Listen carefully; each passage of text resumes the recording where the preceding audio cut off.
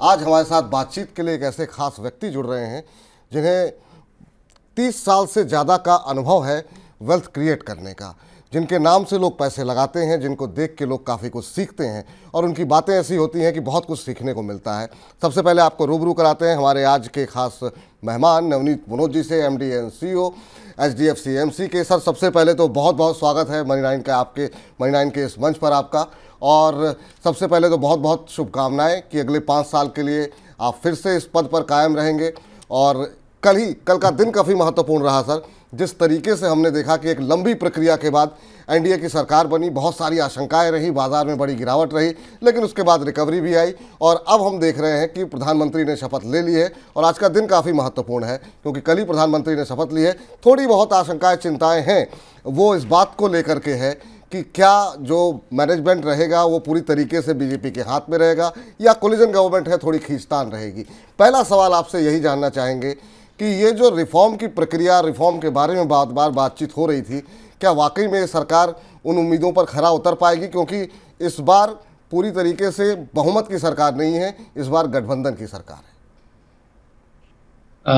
विपुल जी, प्रियंका जी, पहली बात तो बहुत बहुत धन्यवाद। आई थिंक मेरे 5 वर्ष का कार्यकाल HDFC AMC का, just to clarify.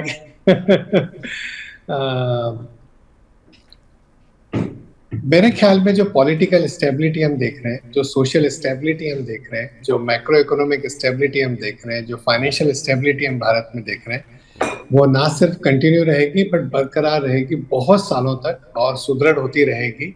Macro economic fundamentals बहुत अच्छे हैं और कल की जो टीम देखी है वो सेरेमनी में, मेरे ख्याल में सब में और उत्साह बढ़ा है। करीब करीब वही टीम वापस है और कुछ जो भी नए इंडक्शन हुए, सब लोगों को लग रहा है कि जो आर्थिक सुधारों की, जो स्ट्रक्चरल रिफॉर्म्स की प्रक्रिया जारी है पिछले दशक से, वो बिल्कुल चालू रहेगी। और उसी गति से मेरे ख्याल में चाहे भारत की अर्थव्यवस्था हो या आर्थिक सुधारों की गति हो, वो चलती रहेगी बिल्कुल, और उसमें किसी को भी किसी भी तरह की आशंका नहीं होनी चाहिए। So it's truly an honor to speak to you, sir. आपको वेल्थ क्रिएटर ऑफ इंडिया कहा जाता है और मैं उन्हीं लोगों के बिहाफ में सवाल पूछना चाहती हूँ जो वेल्थ क्रिएट करना चाहते हैं कि एक गवर्नमेंट अब आ रही है जिसमें इक्वेशंस बदल जाएंगे। तो अभी तक का जो 10 साल का हमने एक ट्रैक देखा था, और आप हमेशा से ही गंगो रहे हैं, आपने कहा आप इंडिया की ग्रोथ स्टोरी के एक फर्म बिलीवर रहे हैं, क्या वही पेस अभी आगे जारी रहेगी अगले 5 साल? बिल्कुल जारी रहेगी, क्योंकि जितने भी आर्थिक सुधार हुए हैं, चाहे आप मॉनेटरी पॉलिसी कमेटी फ्रेमवर्क देखें कि जहां पर RBI ने 4% के आसपास भारत में इन्फ्लेशन रहना चाहिए, बहुत बड़ा रिफॉर्म है, इसकी बातचीत नहीं करते हैं। चाहे IBC हो फाइनेंशियल सेक्टर में, चाहे वो GST हो, दूसरे टैक्सेशन रिफॉर्म्स हो, चाहे वो रेरा हो रियल एस्टेट सेक्टर में, बहुत सारे जो रिफॉर्म्स हो गए हैं, उन सब का अच्छा परिणाम आज देखने को मिल रहा है। और अगले कई वर्षों तक भारत विश्व की सबसे तेज गति से आगे बढ़ने वाली अर्थव्यवस्था रहेगा।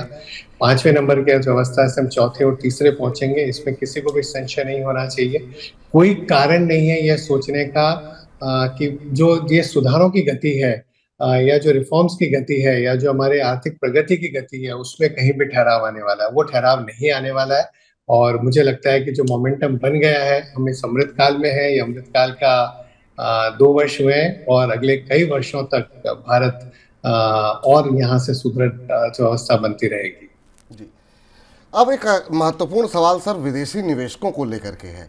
ये बात सही है कि बाजार को जो है जिस तरीके से लगातार बिकवाली देखने को मिली है विदेशी निवेशकों की तरफ से, और लगातार हमारे जो म्यूचुअल फंड के लोग हैं, हमारे जो रिटेल इन्वेस्टर्स हैं, उन्होंने बाजार को संभाला है।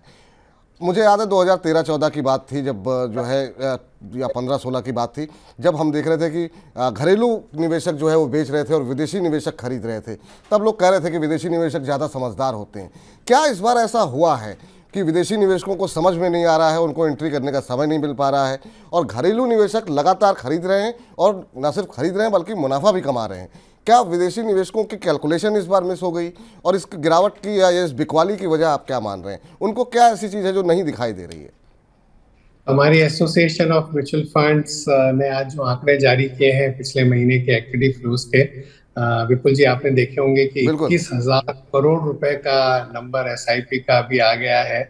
और ये बहुत बड़ी बधाई देना चाहता हूं मैं सभी हमारे निवेशकों को, हमारे डिस्ट्रीब्यूटर्स को, एडवाइजर्स को, रेगुलेटर को और आपके जैसे लोगों को, जिन्होंने ये अलग जगाई है पिछले कई वर्षों में। और आज जिस तरह से भारत के निवेशकों का पैसा आ रहा है जो बाजार को एक मजबूती दे रहा है, तो उसके मेरे ख्याल में दूरगामी बड़े अच्छे परिणाम होंगे। आपने जो फॉरेन पोर्टफोलियो इन्वेस्टर्स की बात करी, तो आप पिछले कुछ दिनों का या हफ्ते का छोड़ दीजिए, मैं आपको एक अच्छा आंकड़ा बताता हूँ।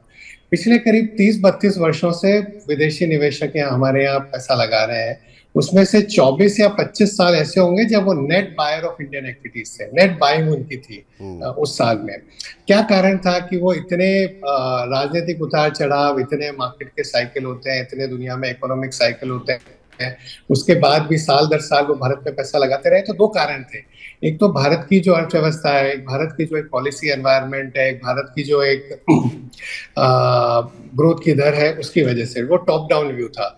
सेकंड था कि भारत में बहुत सारी कंपनियां हैं अक्रॉस मेनी सेक्टर्स। तो आपको एक पोर्टफोलियो मैनेजर के नजरिए से हर बार एक अच्छा पोर्टफोलियो बनाने के लिए भारत में बहुत अच्छी आपको कंपनियां, अच्छा मैनेजमेंट, अच्छा बिजनेस, अच्छा रिटर्न ऑन इक्विटी वाली आपको हमेशा मिल जाएगी, जो बहुत सारे इमर्जिंग मार्केट्स में आपको इतनी वैरायटी की, इतनी अच्छी क्वालिटी की कंपनीज नहीं मिलती है। तो ये दो कारण थे कि उसकी वजह से कुछ भी हुआ भारत में वो निवेश करते रहे।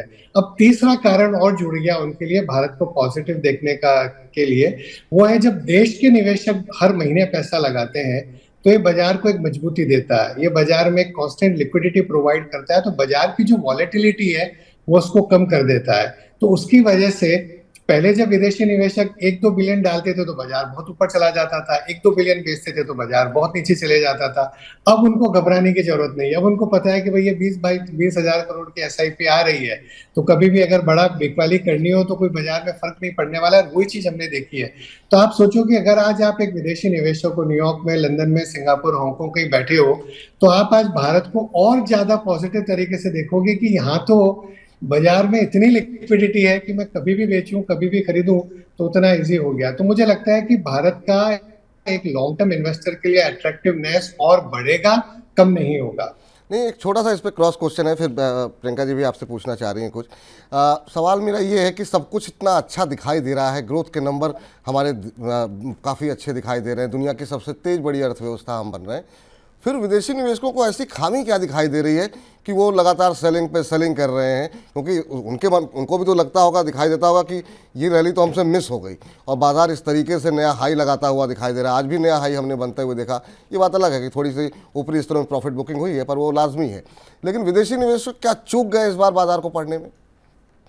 दो चीज बताता हूँ। एक तो मुझे लगता है कि शायद उनको कुछ बार ऐसा लगता है कि शायद भारत के वैल्यूएशन ज्यादा है रिलेटिव टू दूसरे जो कुछ बाजार ऐसे हैं, चाहे चीन का बाजार हो या कुछ और इमर्जिंग मार्केट से, जहां पर रिलेटिवली वैल्यूएशंस भारत से थोड़े सस्ते हैं, तो हो सकता है थोड़ा सा पैसा वो वहां लगा रहे हो। दूसरा कारण है, मैं आपको एक आंकड़ा बताता हूँ। अप्रैल 2021 से मार्च 2023, 2 सालों में विदेशी निवेशकों ने करीब 1.5 लाख करोड़ की सेलिंग करी, और उस दरमियान भारत के निवेशकों ने करीब 3 लाख करोड़ की बाइंग करी। म्यूचुअल फंड्स ने 3 लाख करोड़ की बाइंग करी। अल्टीमेटली भारत के निवेशक सही साबित हुए, राइट। आज बाजार ऑल टाइम हाई पर है। तो अगर वो लोग बेच रहे हैं, इसका मतलब ये नहीं है कि बाजार उनकी वजह से नीचे जाएगा। पर मुझे लगता है उनको शायद लग रहा है कि मैक्रो इकोनॉमिक सिचुएशन अच्छी है, कॉर्पोरेट प्रॉफिटेबिलिटी भारत में धीरे धीरे बढ़ती रहेगी, लिक्विडिटी और सेंटीमेंट जैसा मैंने बोला न्यूज फ्लो पॉजिटिव है, बट कहीं ना कहीं शायद उनको लग रहा है कि वैल्यूएशन थोड़े महंगे हैं। हो सकता है अगर बाजार थोड़ा नीचे आ जाए तो हम भारत में खरीदारी करें, लेकिन भारत के बाजार ज्यादा सस्ते कभी मिलते नहीं है। कभी कभार ही मौका लगता है, कोई बड़ी नेगेटिव न्यूज आती है तो उनको शायद ऐसा लगा हो कि ये जो पॉलिटिकल रिजल्ट्स वगैरह की वजह से एक बड़ा मौका लग जाए, लेकिन बाजार में 1 या 2 दिन ही मंदी रह गई, ज्यादा लंबे समय तक मंदी चली नहीं, तो हो सकता है सम स्टेज कुछ निवेशक वापस आ जाए। पर अगर आप मेरे से लॉन्ग टर्म पूछोगे तो मैं आपको वही रिपीट करूंगा कि अगले 10 वर्षों में विदेशी निवेशकों का और ज्यादा पैसा यहाँ पर आएगा। ओके, सो नवनीत सर, ऐसे में म्यूचुअल फंड में इन्वेस्ट करने वालों को अभी आप क्या सलाह दे रहे हैं? क्योंकि हमने पिछले हफ्ते काफ़ी वॉलेटिलिटी देखी, अब इस हफ्ते हम फिर देख रहे हैं बाजार को ऊपर की तरफ बढ़ते हुए, और ऐसे सिग्नल्स जो हैं कई बार रिटेल इन्वेस्टर को कंफ्यूज कर देते हैं कि उन्हें करना क्या है। तो अगर आपसे कोई पूछे कि मुझे करना क्या, मैं म्यूचुअल फंड में निवेश करती हूँ, तो आप क्या कहते हैं उन्हें? तो अगर एक हफ्ते की वॉलेटिलिटी को मत देखिए, एक महीने की वॉलेटिलिटी को मत देखिए। आपने मेरे को इंट्रोड्यूस कराते समय बोला कि भाई 30 वर्ष से बाजार को देख रहे हैं, तो पिछले 30 वर्ष में अगर किसी ने एसआईपी करी है 1,000 रुपए महीने की, अगर सपोज कोई फंड का नाम लेता हूँ, HDFC फ्लेक्सी कैप फंड, 29 साल से अगर 1,000 रुपए महीने की एसआईपी करी है, तो आज करीब 1.5 करोड़ रुपए से ज्यादा हो गए। जैसे ही मैं आंकड़ा बोलता हूँ तो मुझे बोलना पड़ेगा कि भाई जो पास्ट परफॉर्मेंस है उसका फ्यूचर मतलब past performance is no indicator और guarantee of the future performance, because बाजार का शायद एनवायरमेंट अलग था, इन्फ्लेशन, इंटरेस्ट रेट ज्यादा थी। पर ये सिर्फ ये दर्शाती है कि इस समय में बाजार में बहुत बार उतार चढ़ाव हुए हैं, कई तरह की घटत बदत बाजार में हुई है। लेकिन अगर आप नियमित रूप से निवेश करते रह गए तो एक बड़ा पैसा आपका बन गया। तो मेरे ख्याल में उसी पर ध्यान देना चाहिए। अगर जो एसआईपी का निवेशक है, जो आपने पूछा म्यूचुअल फंड के निवेशक को बताइए, तो उनके लिए तो अच्छा था। अगर आपको उस दिन 5-6% नीचे मिल रहा था तो कई लोगों ने टॉपअप भी किया है। मैं आपको बताता हूँ, मैं आपको एग्जैक्ट नंबर तो नहीं दे सकता, लेकिन उस दिन हमारे जो नंबर ऑफ ट्रांजेक्शन आते हैं और जो अमाउंट आता है, जिस दिन बाजार 6%, 7% की गिरावट में था, उस दिन ज्यादा निवेशकों ने पैसा लगाया जो हमारा रोज का एवरेज होता है उससे। ओके, सो एक मैच्योरिटी, ये जो एक हाँ बिल्कुल बिल्कुल प्रियंका जी, एक मैच्योरिटी नजर आ रही है। बिल्कुल बिल्कुल, उसमें कोई दोहराई नहीं है। और उसमें जैसा मैंने कहा, आप लोगों का भी योगदान है, हमारी इंडस्ट्री का भी योगदान है, सबका योगदान है उसमें। सर, सबसे मोस्ट टॉक्ड अबाउट आपके 2 फंड्स के बारे में मैं पूछना चाहूंगी। एक है HDFC का डिफेंस फंड और दूसरा है मैन्युफैक्चरिंग फंड, जिसने 10,000 करोड़ के AUM को क्रॉस कर लिया है, इस मार्क को। ओके, सो ये दोनों थीम्स जो हैं, हमने देखा अभी काफ़ी हॉट थीम्स रही हैं। इन थीम्स, यही थीम्स कंटिन्यू करेंगे आगे जाकर, या आप कुछ नए उभरते हुए थीम्स भी देख रहे हैं जिनके बारे में आपको लगता है जहां आप पोटेंशियल देख रहे हैं? अर्थव्यवस्था में अगर हम देखें तो मेरे ख्याल में कई वर्षों से ऐसा लग रहा था कि गवर्नमेंट ने काफी हैवी लिफ्टिंग करी है इंफ्रास्ट्रक्चर बिल्डअप के लिए। गवर्नमेंट का कैपेक्स पर बहुत ध्यान रहा है। प्राइवेट कैपेक्स की बढ़ने की आशा है आगे जाकर। कंपनियों की बैलेंस शीट बहुत सुदृढ़ हो गई है, बैंकिंग सेक्टर की बैलेंस शीट अच्छे शेप में है, और जैसे जैसे कैपेसिटी यूटिलाइजेशन बढ़ता है और एक चाइना +1 से जो अपॉर्चुनिटी, सप्लाई चेन डाइवर्सिफिकेशन की एक अपॉर्चुनिटी भारत को मिली है, तो उसकी वजह से मैन्युफैक्चरिंग में बहुत सारे मौके हैं। और डिफेंस की जहाँ तक आपने बात करी, उसमें हम खाली SIP लेते हैं 10,000 रुपये महीने तक की, उसमें भी हमने लमसम पैसा लेना मदद कर रखा है, क्योंकि SIP की बुक की धीरे धीरे बढ़ती जा रही है। और defence sector again long term investors के लिए अच्छा है, बट हमें लगता है कि वैल्यूएशंस बढ़ने की वजह से उसमें SIP के जरिए निवेश करना चाहिए। लमसम में थोड़ा सा देख करके, संभाल करके निवेश करना चाहिए। पर सेक्टर्स में मौके बहुत हैं, और मैन्युफैक्चरिंग जो सेक्टर है वो तो बहुत ही वाइड स्प्रेड है। मतलब हालांकि वो मैन्युफैक्चरिंग एक सेक्टर थीमेटिक फंड कहा जाता है, लेकिन उसके अंदर हेल्थ केयर भी आता है, उसके अंदर केमिकल्स भी आता है, उसके अंदर ऑटोमोबाइल भी आता है, उसमें ऑटो एंड ट्रांसपोर्टेशन भी आता है, उसमें कैपिटल गुड्स भी है, इंजीनियरिंग भी है, कंस्ट्रक्शन भी है, इंफ्रास्ट्रक्चर भी है। तो एक बहुत एक वाइड स्पेक्ट्रम ऑफ स्टॉक्स है, बड़ा यूनिवर्स है उसमें। और पहला पोर्टफोलियो भी निकल गया तो निवेशक पोर्टफोलियो भी देख सकते हैं जी। चूंकि बात थीमेटिक फंड्स की चली है तो उसी पर आगे बढ़ते हैं। ये 10 साल जो बीते गुजरे हैं उसमें हमने देखा, खासतौर से पिछले 5 सालों के अंदर और पिछले 2-3 सालों के अंदर खासतौर से, जो इंफ्रास्ट्रक्चर का जिक्र आप कर रहे थे, उसमें रेलवे, पावर, डिफेंस, ये 3-4 ऐसे PSU सेक्टर रहे हैं जिसमें बेतहाशा रिटर्न बनते हुए दिखाई दिए हैं। डबल ट्रिपल जो लोग सीधे स्टॉक मार्केट में पैसे लगा रहे हैं उनके होते हुए दिखाई दिए। म्यूचुअल फंड ने अलग अलग कंपनीज की तरफ से बहुत सारे नए नए फंड लॉन्च हुए और उसमें भी लोगों के काफ़ी अच्छे पैसे बने हैं। लेकिन सवाल ये है कि इस बार कोलिजन गवर्नमेंट है, एक गठबंधन की सरकार है, क्या ये थीम अब कुछ चेंज होगी? क्या अभी भी आपको लगता है कि PSUs पे भरोसा करना चाहिए या नहीं करना चाहिए? क्योंकि एक समय IT बहुत फेवरेट हुआ करता था। आज किसी ने 1 बजे के शो में हमारे जो है कार्यक्रम में सवाल पूछा कि मैंने जो है IT के फंड में, इंडेक्स फंड में पैसे लगाए थे, बहुत लॉस हो रहा है। तो क्या अभी जो है थीम बदलने का वक्त है, या फिर आपको लगता है कि नहीं, अभी भी PSU शेयरों की स्टोरी वो कंटिन्यू होती हुई इस 3.0 सरकार में भी जारी रहेगी? भारत के बाजार की यही एक महत्वपूर्ण बात है कि आपने कितने सेक्टर्स बता दिए 2 मिनट के अंदर। तो ये जो एक वैरायटी ऑफ स्टॉक्स है, ये जो एक डाइवर्सिटी ऑफ स्टॉक्स है, इतने सारे सेक्टर्स में इतनी सारी अच्छी कंपनियां चुनने का एक फंड मैनेजर को मौका मिलता है, तो अगर इन्वेस्टर को ये सब नहीं चुनने हो तो सबसे बढ़िया एक डाइवर्सिफाइड फंड में लगा दीजिए, एक फ्लेक्सी कैप फंड में या मल्टी कैप फंड में या एक लार्ज एंड मिड कैप में लगा दीजिए, तो आपको सब जगह मौके हैं। सिर्फ भारत की जो इकोनॉमी है आज, चाहे मैन्युफैक्चरिंग में मौके हैं, आज इवन अगर आप कंजम्पशन में भी देखें तो कितना भी हम विश्व की 5वीं बड़ी अर्थव्यवस्था बन गए हैं, लेकिन पर कैपिटा जीडीपी तो अभी $3000 से नीचे है। तो कंजम्पशन में भी बहुत सारे मौके हैं, चाहे कंज्यूमर स्टेपल्स या डिस्क्रिशनरी, जैसे जैसे पर कैपिटा जीडीपी बढ़ती रहेगी वैसे वैसे कई क्षेत्र हैं कंजम्पशन के अंदर, वो भी बढ़ते रहेंगे। एक्सपोर्ट्स में भी मौके हैं। तो यहाँ तो एक बड़ी अर्थव्यवस्था है, जब एक $3.5-4 ट्रिलियन की इकोनॉमी 7-8 ट्रिलियन बनेगी और जब $9-10 ट्रिलियन का मार्केट कैप हो जाएगा तो मौके तो बहुत मिलेंगे। ये मेरे ख्याल में फंड मैनेजर पर छोड़ देना चाहिए। और अगर आपको सेक्टर चुनने में या थीम चुनने में अगर कठिनाई हो रही है तो सबसे बढ़िया डाइवर्सिफाइड फंड में लगा दीजिए, उसमें फंड मैनेजर आपके लिए चयन कर लेंगे अच्छे स्टॉक्स का। नवनीत सर, पिछले साल हमने काफी बज़ देखा था जब सेबी चेयरपर्सन ने ₹250 की सिप की बात की थी। अब वो बात कहाँ पहुंची है, क्योंकि ₹250 की सिप बहुत सारे और नए निवेशकों को जोड़ सकती हैं, और इसको लेकर के जब ये बात उठी थी तो इंडस्ट्री ने कहा हम इस पर बिल्कुल काम करेंगे। सो आप क्योंकि आम्फी को भी हेड कर रहे हैं, तो मैं जानना चाहूँगी कि इस पर बात कहाँ तक पहुँची है अभी।